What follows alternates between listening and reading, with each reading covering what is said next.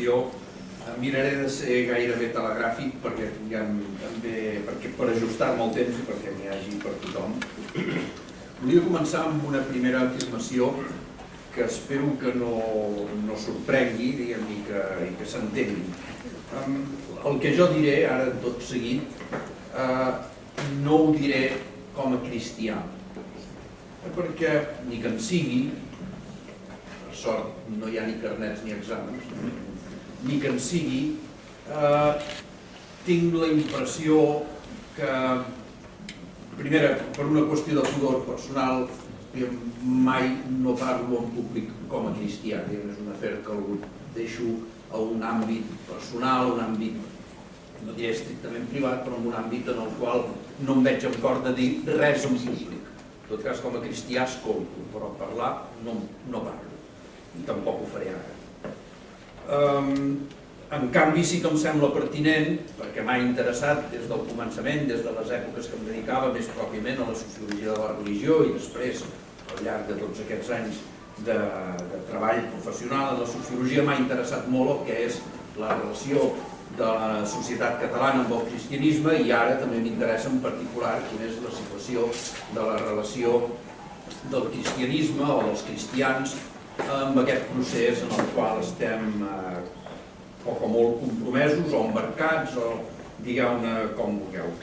Però, sigui com sigui, jo he de dir clarament que la defensa en la que jo personalment estic compromès en la independència de Catalunya, a aquesta defensa, a aquest compromís, no m'hi ha portat l'Evangeli. Tampoc dic que m'hi hagi fet nosa, però mentiria si digués que sóc independentista per raons confessionals.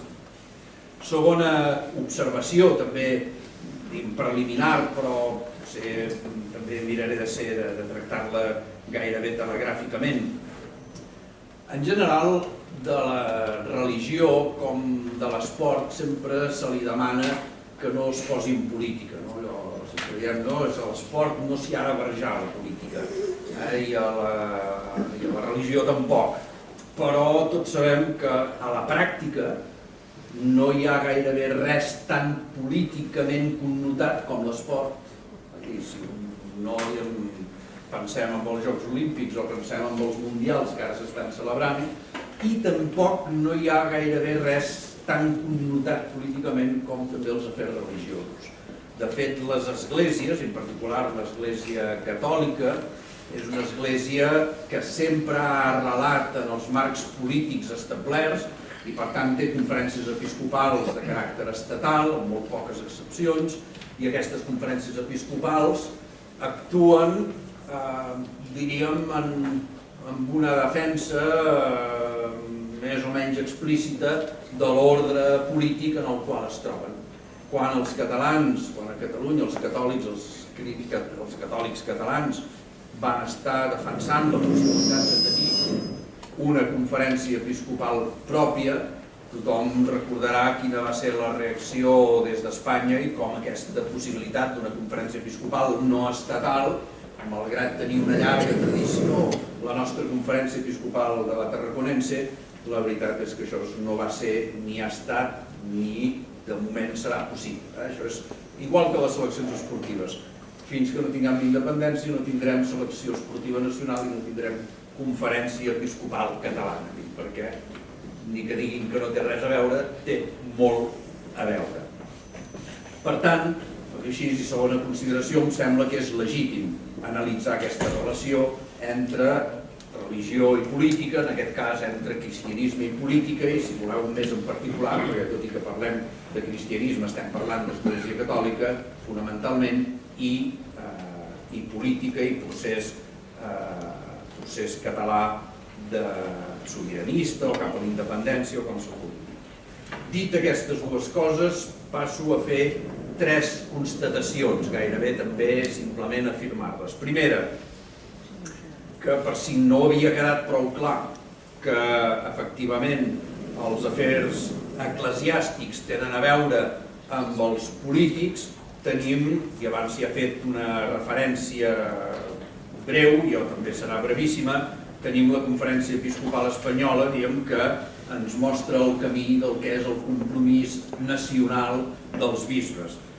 Només per recordar, per exemple, com a propòsit del Pla Ibarretxe, els bisbes no parlen mai de política però sempre en parlen quan toca. A propòsit del Pla Ibarretxe, el cardenal Antonio Cañizares l'any 2006 va dir que la unitat d'Espanya era un bé moral d'obligada protecció.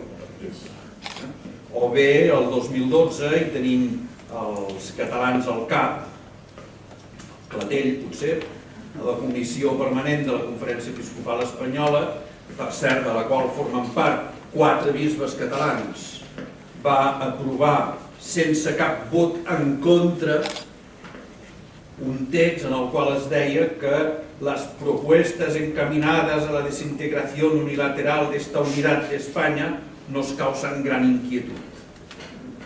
Per tant, així és acabo aquí, no cito més coses, però està clar que és lògic que els catalans tinguem, o els catòlics o els cristians catalans puguin dir també, puguin expressar quina és la seva posició.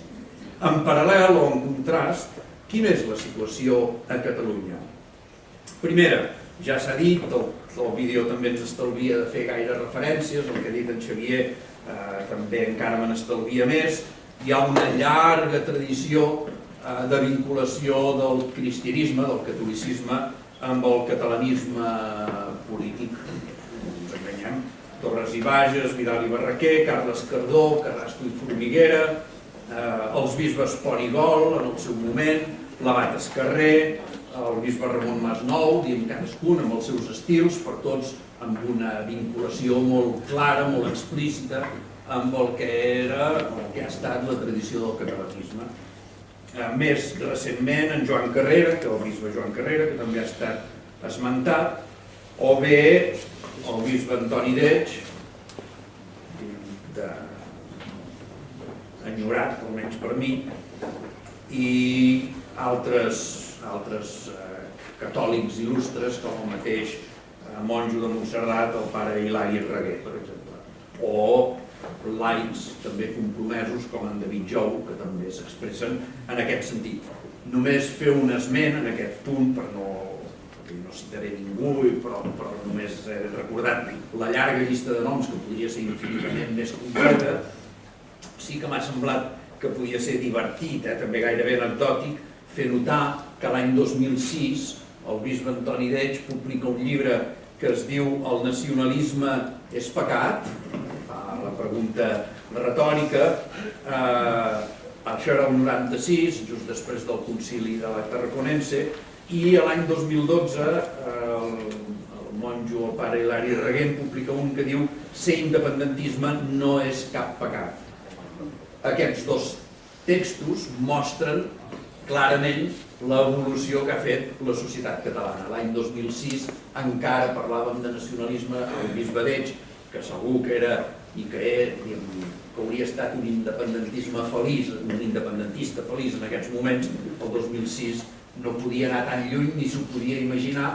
Ara ja estem parlant, ja estem en un estadi diferent, i els dos títols dels llibres expliquen aquesta evolució clara entre el 2006 i el 2012. Tot ha passat en aquest lapse de temps, pràcticament.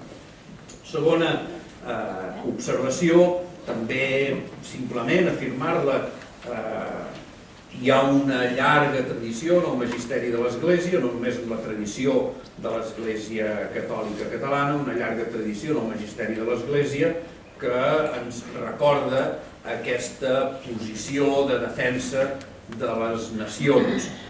Ja s'ha escoltat i s'ha repetit, però vull tornar a llegir, ara sí, em torno a repetir, el text de Joan Paul II, quan diu que ningú, en relació als drets d'una nació, ningú, ni un estat, ni una altra nació, ni cap organització internacional no està mai legitimat a afirmar que una determinada nació no és digna d'existir. També més contundència i més claredat no la podem trobar, i aquesta, com s'ha dit, no és una expressió aïllada, no és un dia de mal de queixal, o no és un dia que se sentís coaccionat o pressionat per no sé quins interessos. Aquesta forma part d'una llarga tradició dins d'una església que, si d'alguna cosa s'ha caracteritzat i s'hauria de seguir caracteritzant, és per sempre acomodar-se a l'entorn social i polític en el qual s'ha trobat, fins als extrems, per exemple, com sabem, per la mateixa tradició de l'Església, d'aprofitar les pròpies festes de cada territori i reinterpretar-les, i no imposar festes estrangeres, sinó aprofitar les del propi país i reinterpretar-les. Aquest procés, que penso que en diuen d'encarnació, no vull fer el savi, però aquest procés d'acomodació al territori, als seus costums, ha estat un element fonamental en la tradició de l'Església i, per tant, res de nou sobre la capa del sol. Tercera observació, brevíssima, però que em sembla interessant de fer notar, i que algú podria dir que això no és una molt bona notícia per al context en el que estem. Resulta que les últimes enquestes que tenim ens mostren que els catòlics, tant els practicants com els no practicants, són una mica menys favorables a la independència de Catalunya que el conjunt de la població catalana. Si el conjunt de la població catalana, un 55%, diu que votaria a favor de la independència, els catòlics practicants només són un 48% i els no practicants un 49%. Algú pot sorprendre-se'n perquè podríem pensar que en la cultura catòlica la vinculació amb el país és més forta que en el conjunt de la societat i ara, en aquests moments, potser en relació al que deia abans en Xavier, no és així. Els que estan en contra de la independència, que pel conjunt dels catalans és el 22%, entre els catòlics practicants és el 26%, i entre els no practicants també el 26%. Per tant, hi ha més posició contrària a la independència entre els catòlics que no pas entre la població en general. De manera que, a favor entre tots els que votarien a favor de la independència, la meitat de vots vindria dels que es diuen catòlics practicants i no practicants, però entre els que votarien en contra, el 67% vindrien també dels que es diuen catòlics practicants i no practicants.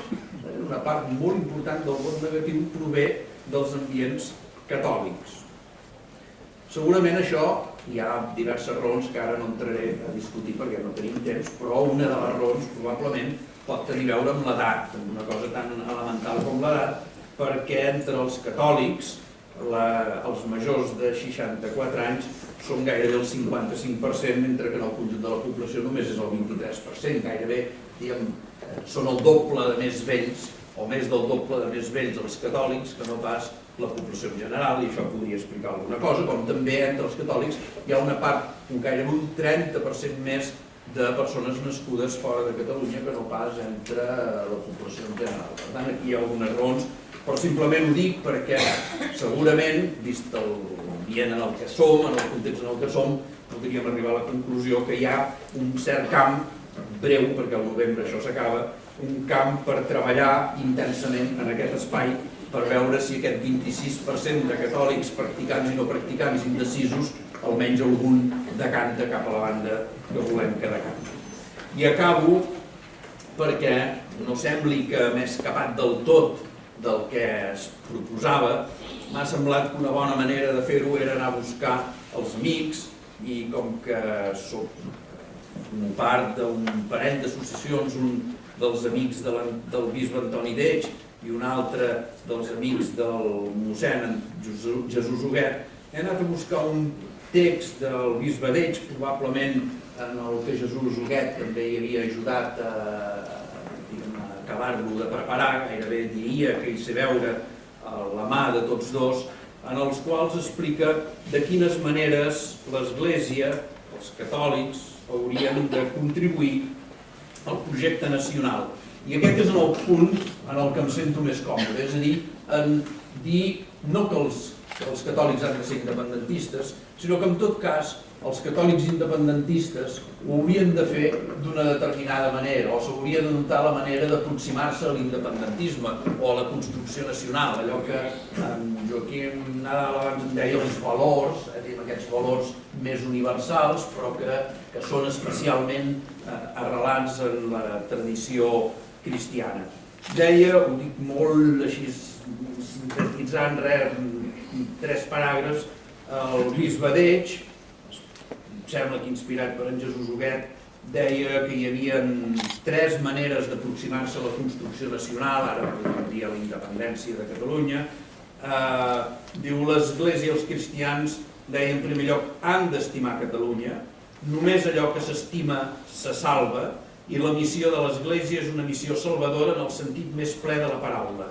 Diu, ho he dit diverses vegades, el nacionalisme ben entès no és pecat i el patriotisme és una virtut encomiable, deia ell. És a dir, aquest sentiment de vinculació amb el país, amb el territori, sí que és específic, no únic, no exclusiu, però sí que té molt a veure amb una determinada concepció del que és el cristianisme. En segon lloc, ell parlava de la fidelitat, la construcció nacional des de la fidelitat. Diu, aquest amor porta certament una fidelitat. L'Església, que és a Catalunya, deu una fidelitat al país a tota prova. Una fidelitat que s'ha de demostrar en l'actuació i en la col·laboració a tot el que sigui a favor del bé comú i en el sosteniment de la voluntat de ser que Catalunya, com a nació, necessita per reafirmar la seva identitat. Per tant, una fidelitat a la tradició del país, a la seva pròpia cultura. I acabo, diu també la tercera manera d'aproximar-nos en aquesta construcció nacional com a cristians és l'actitud de servei. Diu, l'Església ha d'estar entre els homes en actitud no pas de domini, sinó de servei. I diu, com? Treballant decididament pel reconeixement de la nacionalitat i els drets de Catalunya, avui especialment amenaçats, avui el 2006 i ara el 2014.